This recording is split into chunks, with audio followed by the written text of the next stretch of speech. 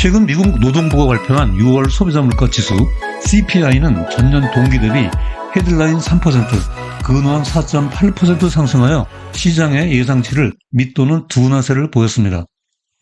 이에 앞서 지난주 ADP의 민간 고용지표 발표 직후 10년물 국채 금리가 폭등했습니다.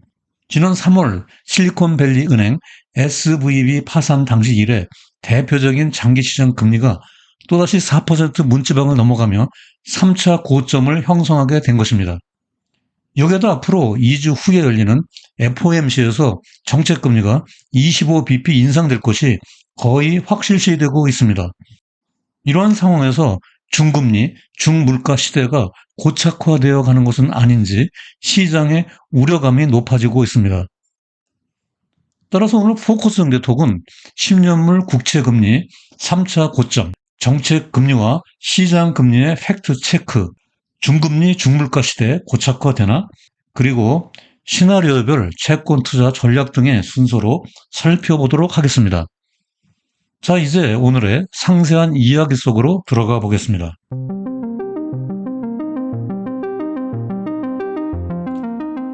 안녕하세요. 포커스 정제톡의 우보 박사입니다. 오늘은 먼저 지난 수요일에 발표된 6월 소비자 물가 지수 CPI 결과를 간략히 정리하고 넘어가 보도록 하겠습니다.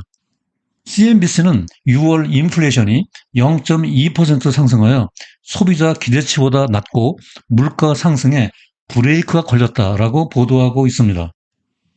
아래 그래프에서 보듯이 헤드라인 기준으로 전년 동기 대비 3% 상승했는데요. 이는 2021년 3월 이후 최저치입니다. 지난 6개월 동안 5%대에서 맴돌던 근원 CPI도 드디어 4.8%로 둔화되었습니다. 헤드라인과 근원 CPI 둘 다 시장의 컨센서스를 밑도는 수치입니다. 이에 뉴욕 시장은 환호하면서 3대 지수 모두 상승세로 마감되었습니다. 하지만 연준의 비공식 대변인이라고 불리는 월스트리트 저널의 닉 티밀하우스 기자는 인플레이션이 추후 다시 반등할 수 있고 연준은 의미 있는 하락 추세를 데이터로 확인하고 싶어 할 것이라고 하며 일정한 선을 긋고 있습니다. 한편 지난주 목요일은 고용 지표로 인해 채권 시장이 크게 요동치던 하루였습니다. 민간 고용 정보 업체인 ADP에 따르면 6월 민간 부문 일자리가 예상치 22만 명에 2배나 넘는 49만 7천 명으로 집계되었습니다. 여기 월스트리트 저널은 과열된 고용지표 발표 후 10년물 국채 금리 4% 돌파라고 보도하고 있습니다. 여기 그래프에서 보듯이 이날 2년물과 10년물 국채 금리 모두 둘 다 수직으로 상승했습니다. 10년물 금리는 지난 3월 SVB 파산 이래 또다시 4%대를 무너뜨렸고 2년물 금리는 16년 만에 최고치를 기록했습니다. 그러면 장단기 국채 금리의 재상승 원인은 무엇일까요? 크게 세 가지로 생각해 볼 수 있는데요. 우선 6월 FOMC에서 결정된 대로 금년 하반기 중 연준의 추가 금리 인상에 대한 프라이싱이 선반영된 것입니다. 다음으로 고용시장 과열로 인한 임금 물가의 나선 효과에 대한 우려입니다. 이러한 임금과 물가의 악순환의 고리가 끊어지지 않는 한 인플레이션을 잡기가 어려운 것입니다. 그리고 지난번 부채 상한 협상 타결에 따라 올해 안에 1조 3천억 달러의 국채가 새로 발행되어 시장에 쏟아져 나올 것으로 보입니다. 국채의 이러한 공급 증가는 채권 가격 하락과 채권 금리 상승으로 이어지게 됩니다. 이에 따라 10년물 국채 금리는 최근 9개월 동안 세 번째로 고점을 형성하게 되는데요. 첫 번째 고점은 작년 10월 24일 4.23%까지 상승했습니다. 두 번째 고점은 지난 3월 2일 SVB 파산 직전 4.07%까지 상승했고요. 이때 고금리를 견디지 못한 4개 지역 은행들이 뱅크런으로 쓰러졌습니다. 그리고 세 번째 고점은 이번에 고용지표 호조와 연준의 긴축 지속 등에 대한 우려로 4.06%까지 재상승하게 된 것입니다. 이러한 10년물 국채금리 4% 이상 고점은 글로벌 금융위기 당시인 2008년 9월 이후 15년 이래 최고 수준입니다. 이것은 금년이 채권 투자의 르네상스 시대가 될 것이라는 글로벌 투자 은행들의 전망의 근거였습니다. 지난번 6월 FOMC에서 연준은 금년 중 50bp 금리 인상 가능성을 열어두었지만 시장에서는 7월에 한 번만 더 25bp 올리고 마지막에 될 것이라는 기대가 높아지고 있습니다. 이에 따라 정책금리가, 여기서 정책금리는 기준금리와 똑같은 동의어이죠. 최종금리에 달한 후 금리 인하로 피벗될 때 10년물 국채금리와 2년물과의 장단기 금리차 등 시장 금리와 어떻게 움직이는지 과거의 사례를 중심으로 팩트를 체크해 보겠습니다. 첫 번째로 여기 빨간색 화살표에서 보듯이 10년물과 2년물 국채의 장단기 금리 역전 폭이 좁혀지고 수익률 곡선이 정상화되면서 회색 막대로 표시된 경기 침체 구간에 진입했다는 팩트입니다. 두 번째로 녹색의 10년물 국채 금리는 정책 금리가 피벗으로 인하되기 전에 먼저 하락했다는 선행성을 가진다는 팩트입니다. 세 번째로 청색 선에 정책 금리가 피벗되면 녹색 선에 10년물 국채 금리도 동반 하락하며 이때 정책 금리가 10년물 금리보다 더 가파르게 하락한다는 팩트입니다. 앞에서 두 번째, 세 번째 팩트를 최근 데이터로 당겨서 좀 더 구체적으로 살펴보도록 하겠습니다. 2015년 12월 연준은 정책금리를 25bp 인상하여 글로벌 금융위기 이후 지속되었던 제로금리 시대에 종지부를 찍었습니다. 그 이후 2018년 12월까지 3년간 무려 9차례나 25bp씩 인상하여 최종금리가 2.5%가 되었습니다. 이때 10년물 국채 금리는 연준이 금리 인상을 멈추기 전인 2018년 11월 8일부터 한 달 반 먼저 선행하여 하락하기 시작했습니다. 정책금리는 최저금리 도달 후 8개월 만인 2019년 8월부터 금리 인하로 피벗 전환되었는데요.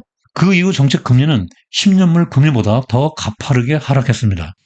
여기 그림에서 보듯이 일반적으로 연준의 정책금리 인하기에는 장기금리가 단기금리보다 더 완만하게 하락합니다. 역전되었던 수익률 곡선, 즉 일드 커브가 단기는 낮고 장기가 높은, 즉 단저 장고로 정상적인 형태를 찾아가는 과정이기 때문입니다. 앞으로 연준이 내년 1분기부터 금리 인하로 피벗하게 되면 정책금리와 10년물 이하 단기금리는 더 가파르게 하락하게 되고요. 반면에 10년물 이상 중장기 금리는 완만하게 내려가게 될 것입니다. 과거의 사례가 똑같이 반복되지는 않겠지만 채권 투자에 매우 중요한 포인트이니 참고하시기 바랍니다. 보다 더 큰 틀에서 매크로 지표의 구조 변화를 1970년대부터 살펴보도록 하겠습니다. 금리와 물가의 관점에서 과거 50년은 세 개의 구간으로 나누어 볼 수 있는데요. 첫 번째는 1970년부터 2000년 이전까지의 고금리, 고물가 구간입니다. 스태그플레이션의 악몽으로 기억되는 1970년대와 인플레이션 파이터 볼커의 1980년대, 그리고 신경제로 불리는 1990년대가 이 구간에 포함됩니다. 다음으로 두 번째는 2000년 이후 2010년까지 중금리, 중물가 구간인데요. 이 기간 중 닷컴 버블 붕괴와 글로벌 금융 위기를 겪었습니다. 그리고 세 번째는 2010년 이후 2020년까지의 저금리, 저물가 구간입니다. 이 기간 중 크고 작은 이벤트들이 있었지만 저물가 속에 성장을 구가한 골디락스 경제였습니다. 그리고 코로나 팬데믹이 덮쳤고 그 이후 글로벌 중앙은행들은 앞다투어 유동성을 풀었으며 여기에다 공급망 쇼크, 그리고 우크라이나 전쟁까지 터졌습니다. 인플레이션은 1980년대 초 볼커 시대 이래 40년 만에 최고치로 치솟았습니다. 이에 따라 각국의 중앙은행들은 고공행진하는 인플레이션을 잡기 위해 역대 초고속으로 금리를 끌어올렸습니다. 그러나 헤드라인으로 인플레이션이 잡히고는 있지만 근원으로는 여전히 끈적끈적 스티키합니다. 따라서 연준을 포함한 각국의 중앙은행들은 긴축의 고삐를 아직도 늦추지 않고 있습니다. 그러면 앞으로는 어디로 가게 될까요? 작년 6월 포르투갈에서 개최된 유럽 중앙은행, 즉 ECB 연례 포럼에서 글로벌 중앙은행 리더들은 저금리 저물가 시대가 저물었다고 선언했습니다. 여기 라가르드 유럽 중앙은행 총재, 파월 연준 의장이 패널 토의를 하고 있는 모습이 보입니다. 이어서 금년 1월 미국 뉴올리언스에서 개최된 전미경제학회에 모인 경제학계의 석학들, 특히 여기 서머스 전 재무부 장관, 로고프 하버드대 교수, 스티글리츠 노벨 경제학상 수상자는 코로나 팬데믹 이후 1980년대와 같이 구조적인 고금리 고물가 시대가 올 수 있다고 경고했습니다. 결과적으로 저금리 저물가 시대가 종결되었다는 선언입니다. 그러면 앞으로 금리와 인플레이션은 얼마나 더 오르게 될까요? 먼저 금리에 대해서 전 뉴욕 연방은행 총재를 지낸 빌 더들리는 채권 시장이 아직 끝나지 않았다면서 10년물 국채 금리가 4.5%까지 상승할 수 있다고 전망했습니다. 실질 기준금리 1%, 인플레이션 2.5%, 기간 프리미엄 1%를 더한 결과입니다. 이에 대해 모건 스탠리는 더들리의 예측이 틀렸다고 반박하고 있습니다. 모건 스탠리의 전략가는 역사적 데이터를 분석해 볼 때 더들리의 추정치가 과도하다며 10년물 국채금리가 2에서 3% 범위에서 안정될 것이라고 예상하고 있습니다. 그러나 모건 스탠리의 기대치를 따르더라도 2019년부터 21년 사이에 누렸던 10년물 국채금리 2% 이하의 저금리로 되돌아갈 수는 없습니다. 한편 최근 연준은 인플레이션과 인플레이션 지속성에 대한 연구 보고서 하나를 공개했습니다. 연준 홈페이지에 들어가면 누구나 볼 수 있는 자료인데요. 연준의 이코노미스트 마이클 킬러 박사가 필립스 곡선에 대한 베이시안 접근 방법으로 추정한 결과입니다. 여기 복잡한 수식을 경제학 이론으로 설명하자면 어려워지니까 핵심 포인트만 정리하도록 하죠. 2022년과 2023년 초까지 수집된 근원 CPI 관련 데이터는 굉장한 지속성을 나타내고 있으며 이 표에서 보듯이 앞으로 근원 CPI 인플레이션이 2023년 4.6%, 2024년 3.5%, 2025년까지 3% 이상으로 유지될 것으로 보인다는 예측입니다. 이것은 금리와 물가가 높았던 2000년 이전의 가중치를 가장 보수적으로 적용했을 때의 결과이며 이 가중치를 왼쪽처럼 높이게 되면 인플레이션 예상치는 훨씬 더 올라가게 됩니다. 어느 경우나 맨 오른쪽에 시장 전문가들의 기대치를 크게 뛰어넘고 있습니다. 연준이 이 보고서를 마지막 금리 인상이 될 수 있을 것으로 기대되는 7월 FOMC 직전에 왜 공개했는지는 알 수 없습니다. 다만 연준 내부적으로 중금리 중물가 시대에 고착화에 대한 논의가 활발하게 진행되고 있지 않을까 생각됩니다. 이상과 같은 연준의 연구 보고서를 토대로 향후 예상되는 근원 CPI 인플레이션을 세 가지 시나리오로 나누어 볼 수 있습니다.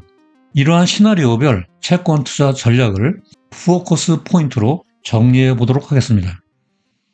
앞에서 연구 결과는 여기와 같은 이러한 그래프로 그릴 수 있는데요. 금리와 물가가 높았던 2000년 이전의 가중치의 크기에 따라 예상 인플레이션 수준이 달라지게 됩니다. 첫째 시나리오 1은 고금리, 고물가입니다. 이 경우에는 단기채 위주 투자와 중장기채 비중을 축소하여 시간이익 극대화에 초점을 둡니다. 둘째 시나리오 2의 중금리, 중물가 구조에서는 단기채 및 중기채 투자와 장기채 비중 축소로 시간이익과 자본이익을 균형 있게 추구합니다. 셋째 시나리오 3처럼 다행히 저금리 저물가 시대로 다시 돌아간다면 금리 고점에서 장기채 투자 위주로 자본이익을 극대화하고 듀레이션 확대로 절세를 추구하는 투자 전략이 바람직하다고 할 수 있겠습니다. 미래를 정확히 예측하기란 불가능에 가까우므로 채권도 기간별, 종목별, 분산 투자로 위험을 관리하여야 함은 아무리 강조해도 지나침이 없을 것입니다. 앞에서의 투자 전략이 주로 개별 채권에 관련된 것이라면 채권형 ETF 투자도 시나리오별로 나누어 적용해 볼 수 있습니다. 다만 개별 채권은 만기 보유가 아니라 중도 매도 시 가격 변동 위험이 있다는 것은 다 아실 테고요. ETF는 주식과 같이 원금 보존이 안 될 수도 있습니다. 우위표는 미국의 채권형 ETF 상품에 대한 만기 구조별 예시입니다. 다만 TMF는 레버리지 ETF로서 변동성이 크므로 유의할 필요가 있습니다. 밑의 표는 국내 거래소에 상장된 만기 구조별 채권형 ETF 상품들입니다. 어느 경우에나 종목 추천이 아니므로 예시로만 참고해 주시기 바랍니다. 포커싱 네트워크는 매번 영상의 방송 전체 대본을 블로그 우보의 경제나무에 업로드해 드리고 있습니다. 먼저 영상을 시청하신 후 아래 블로그에 접속하면 콘텐츠의 구체적인 데이터 확인과 세부 내용에 대한 리뷰가 가능하니 많이 활용해 주시기 바랍니다. 오늘 영상이 도움되었다면 구독과 좋아요 부탁드리고요. 다음에도 여러분들의 경제 지식을 넓히고 투자 생활에 힘과 도움이 되는 유익한 영상으로 또다시 찾아뵙겠습니다. 오늘도 끝까지 시청해 주셔서 대단히 감사합니다.